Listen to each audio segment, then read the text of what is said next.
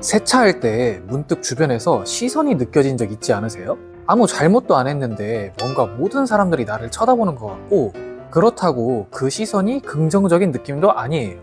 뭔가 엄청 따가운 느낌인데 그게 세차하는 모든 사람들이 나를 그렇게 보고 있어요.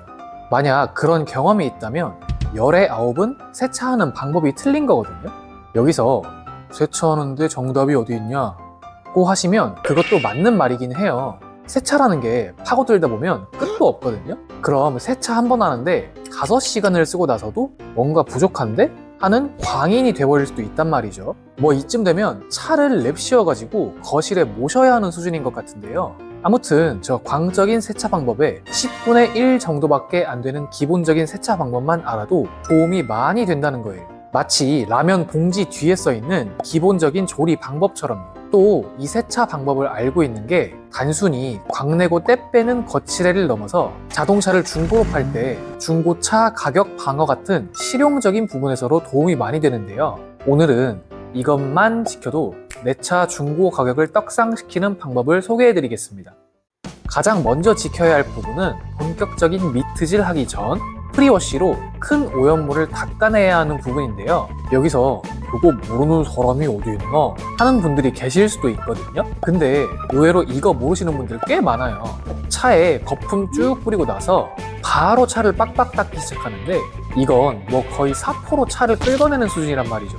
왜 그러냐면 자동차 표면에는 미세한 모래알, 철분, 분진 같은 게 붙어 있는데 이게 단순히 바람 좀 세게 분다고 해서 떨어지지가 않거든요. 정전기나 유분이랑 화학적으로 결합해서 딱 붙어 있으니까요. 또 이렇게 붙어버린 게 마시멜로 같은 말랑말랑한 게 아니라 딱딱한 애들이거든요. 뭐 당장 철 같은 거 생각해 보시면 답이 바로 나오실 거예요. 그래서 본격적인 세척에 들어가기 전에 얘들을 없애줘야 되는데 왜 우리 목욕탕 사용할 때랑 같거든요. 들어가기 전에 샤워기로 간단하게 한번 씻은 다음 들어가잖아요. 그것처럼 차도 세차장에 있는 홈건 세제 같은 걸 한번 싹 뿌리고 몇 분 있다가 물로 헹궈내주면 돼요. 뭐 이 정도는 다 아는 거라고 하면 이번 내용은 처음 들어보시는 분들도 많으실 텐데요. 바로 발매트 터는 거거든요. 발매트가 발이 닿는 곳이다 보니까 어쩔 수 없이 흙이나 먼지 같은 게 많이 있을 거란 말이죠. 그래서 이걸 세차할 때마다 반드시 청소해줘야 하는데 근데 세차장 가서 보면 이 발매트를 꼭 벽이나 바퀴에 대고 터시는 분들이 있단 말이죠. 이게 일단 발매트를 터는 나한테도 되게 안 좋은 게 보통 실내 세차는 외부 세차를 다 하고 나서 할 거란 말이죠. 실컷 외부 다 닦고 광까지 내놨는데 갑자기 먼지랑 흙투성인 발매트를 바퀴에 대고 털어버린다? 이건 뭐 거의 병 주고 약 주고 하는 거랑 마찬가지란 말이죠. 근데 이게 나한테만 피해를 주면 다행인데 옆 사람한테까지 피해를 주거든요. 저 더러운 발매트를 세차장 벽에 탁 쳤다? 근데 만약 바람이 조금이라도 부는 날씨다? 그럼 중국 미세먼지 날아오는 것 마냥 사방팔방으로 먼지가 다 날아가거든요. 그럼 주변 차들은 영문도 모른 채 먼지를 뒤집어 쓰는 거란 말이죠. 뭐 이러다 세차장 진상놈 만남 이런 글의 주인공이 돼버리는 거고요. 아무튼 이런 빌런이 되지 않으려면 먼지가 안 날리게 발매트를 청소해야 한단 말이죠. 그럼 이걸 어디서 하냐? 세차장 가본 분들은 어지간하면 한 번씩은 봤을 발매트 세척기 여기서 하시면 돼요. 이게 기계에 넣을 때 방향을 잘 맞춰야 하거든요. 어떻게 넣어야 되는지는 기계에 설명이 다 되어 있으니까 그걸 참고하시면 돼요. 근데 여기서 나 가는 세차장에는 그런 거 없는데 하실 분들이 계시거든요. 그럼 실내 세정제랑 브러쉬 이 두 개만 있으면 돼요. 방법은 간단한데 매트 위에 실내 세정제를 뿌리고 브러쉬로 쓱쓱 밀어주면 끝이거든요. 이게 실내 세정제를 뿌리는 이유가 먼지 날리지 말라고 그런 건데 왜 우리 젖은 빨래는 아무리 털어도 먼지가 안 나오잖아요.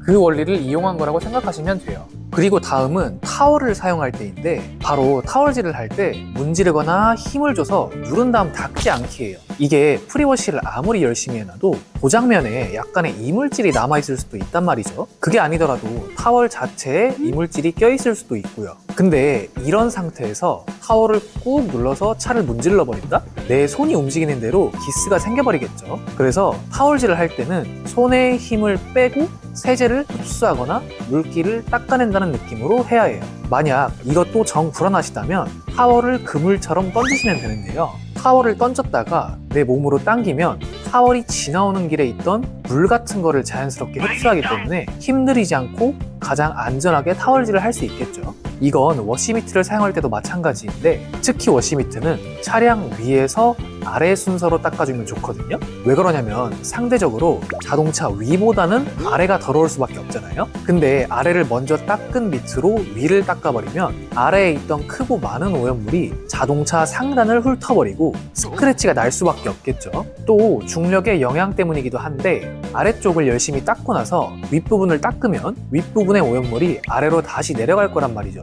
그럼 아래 부분을 다시 닦아야 하는데 굳이 일을 두 번 할 필요는 없잖아요. 마지막으로는 워시미트를 자주 헹궈주는 거예요. 워시미트가 하는 역할이 도장면의 오염물을 떼어낸 다음 미트 속에 빈 공간에 가두는 거란 말이죠. 근데 이 미트의 빈 공간이 무한하지가 않을 거란 말이죠. 그럼 자연스럽게 포화 상태가 될 텐데 이걸 안 헹구고 계속 사용한다면 먼저 오염물이 사라지지도 않을 뿐더러 미트에 있던 오염물들이 도장을 다 긁어버린단 말이죠. 그래서 미트를 자주자주 헹궈줘야 해요. 근데 미트를 헹구면 버킷 아래 흙먼지 같은 게 쌓일 텐데 이게 계속되면 물 중간중간에 이물질이 섞여서 미트에 다시 끼거든요. 그래서 이 이물질을 잡아주는 그릿 가드 구조의 버킷을 사용하는 것을 추천드려요. 오늘은 다소 뻔할 수도 있는 세차할 때 주의사항부터 너무 당연하게 생각해서 나도 모르게 놓치고 있었던 부분까지 다뤄보았는데요. 오늘 알려드린 방법 말고 세차할 때 지키면 좋을 다른 방법이 있다면 댓글로 알려주세요. 그리고 앞으로도 이런 자동차 관련 정보를 받고 싶다면 구독과 좋아요를 눌러주세요. 그럼 다음 영상에서 만나요.